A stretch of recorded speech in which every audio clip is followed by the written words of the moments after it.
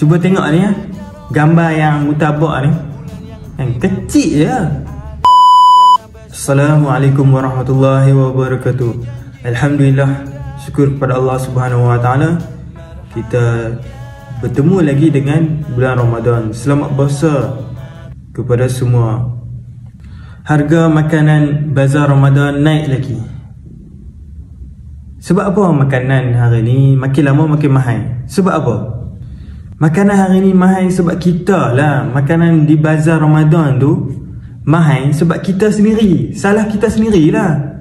Kita hari ni membeli ikut hawa nafsu, bukannya ikut takwa. Bukannya kita ikut nak makan tu, kita semua nak sedap, nak semuanya nak yang best-best. Tak kisahlah harga dia mahal ke murah ke,